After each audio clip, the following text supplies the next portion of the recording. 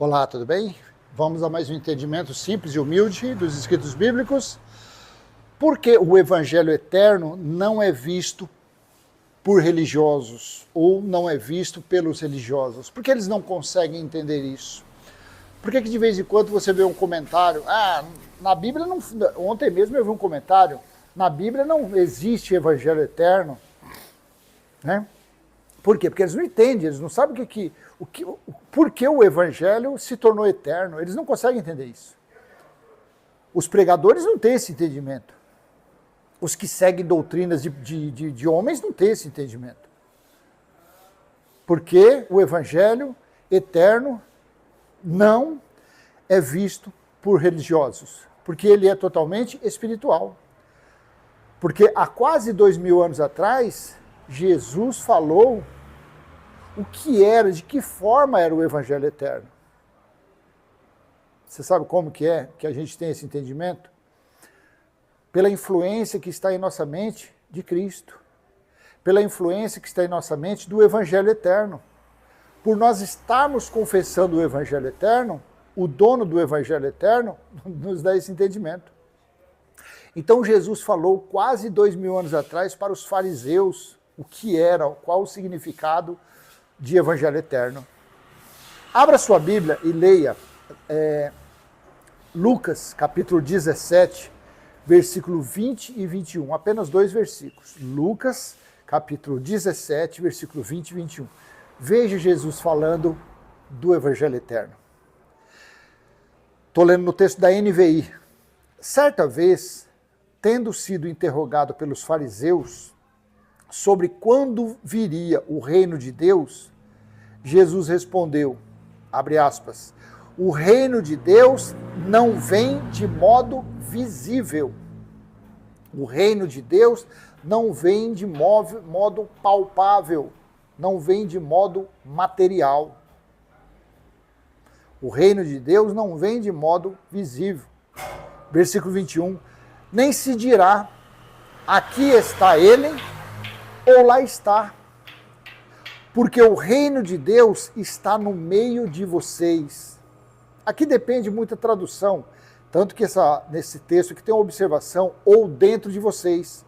No texto da NVI tem uma observação. Então, no meio de vocês ou dentro de vocês.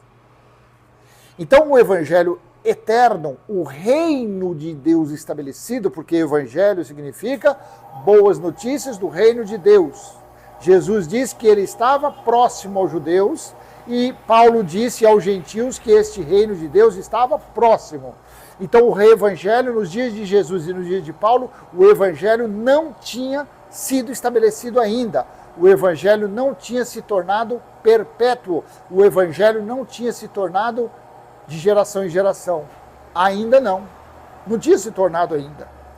Por quê? Porque estava próximo. O entendimento de evangelho significa estar próximo. Então Jesus disse aos fariseus que o interrogaram que o reino de Deus não era visível, não era algo material. Por isso que os religiosos que são carnais em nossos dias, e religioso sempre foi carnal, religioso sempre tentou agradar a Deus através de obras, nenhum religioso tem fé. Nenhum religioso é descendente de Abraão pela fé, não. Todos os religiosos são descendentes de Moisés. Eles precisam da água, do óleo na cabeça, do envelope, da mão da cabeça, da mão de um homem na sua cabeça. Eles precisam de oração, eles precisam ficar de joelho, eles precisam ficar buscando Deus inteiro, eles precisam de obras. Mas para quem está vivendo, crendo no reino de Cristo, está no espiritual, e o espiritual não tem obra. O espiritual não há nenhuma obra que você possa fazer, a não ser amar o seu próximo. Mais do que a ti mesmo, porque você amando o seu próximo, você está amando quem está no seu próximo, que é Cristo. Então o reino de Deus é isso. Não é algo material, não é algo palpável. Quando, durante o período do dia do Senhor, durante o período do julgamento, do juízo, foi falado a João em espírito, em Apocalipse capítulo 10, versículo 7, mas nos dias em que o sétimo anjo estiver para tocar a sua trombeta, vai cumprir-se o mistério de Deus, como ele anunciou aos seus servos, os profetas. Que mistério era esse? Que mistério era esse grandioso que foi falado pelos servos e pelos profetas? Não veio Jesus anunciando o Evangelho? Não veio Jesus anunciando que o reino de Deus estava próximo? Não veio Paulo anunciando que o reino de Deus estava próximo? E pode existir algo mais soberano para o reino carnal do que o reino espiritual ser estabelecido? Pode haver algo mais supremo, mais soberano do que isso? Claro que não. Então, o grande mistério que o anjo falou a João, quando a 7ª trombeta fosse tocada, foi o que? O cumprimento do anúncio do reino de Deus que estava próximo. Lembrando que os fariseus perguntou assim, certa vez, tendo sido interrogado pelos fariseus sobre quando viria o reino de Deus, Jesus respondeu: o reino de Deus não vem de modo visível, nem se dirá aqui ele está ou lá está, porque o reino de Deus está no meio de vós. Olha aqui, foi algo para o futuro. Nos dias de Jesus, o reino de Deus não tinha sido estabelecido. Porque estão aqui, ele não falaria, como está lá em Marcos, capítulo 1, versículo 14, Jesus não falaria isso. Depois que João foi preso, Jesus foi para Galiléia proclamando as boas novas de Deus, o Evangelho. O tempo já é chegado, dizia ele, o reino de Deus está próximo. Então Jesus não anunciaria que o reino de Deus estava próximo. Se essa passagem, se isso que ele falou para o fariseu fosse algo para o presente daqueles dias, ele falaria que o reino de Deus está dentro de vocês já. Não, era algo para o futuro. Então ele irá vir dessa forma. Dentro de cada um. Ou seja, quando você lê Apocalipse 10:7, quando fosse tocada a 7ª trombeta, então se cumpriria aquilo que Jesus falou para o fariseu. Aí quando você lê Apocalipse 11:15, que fala da 7ª trombeta, como está escrito, o 7º anjo tocou a sua trombeta e houve fortes vozes nos céus que diziam, abre aspas, o reino do mundo se tornou de nosso Senhor e do seu Cristo e ele reinará para todo sempre. Olha o cumprimento aqui. Olha o reino de Deus estabelecido aqui, vai fazer 2000 anos. Estabelecido lá dentro durante o juízo contra a nação de Israel, entre o ano 66 e a metade do ano 70.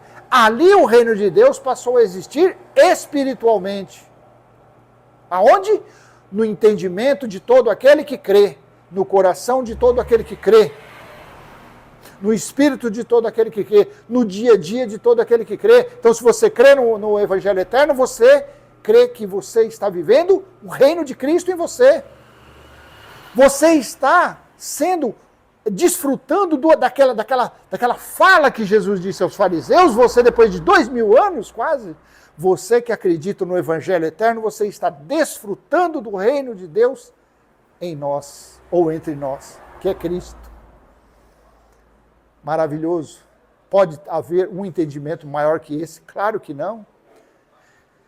Por que o Evangelho Eterno não é visto por religiosos? Porque eles são carnais, porque eles são fariseus, porque eles são cópias de saduceus, porque eles são escribas, porque eles são filhotes do sumo sacerdote, eles são filhotes de Moisés.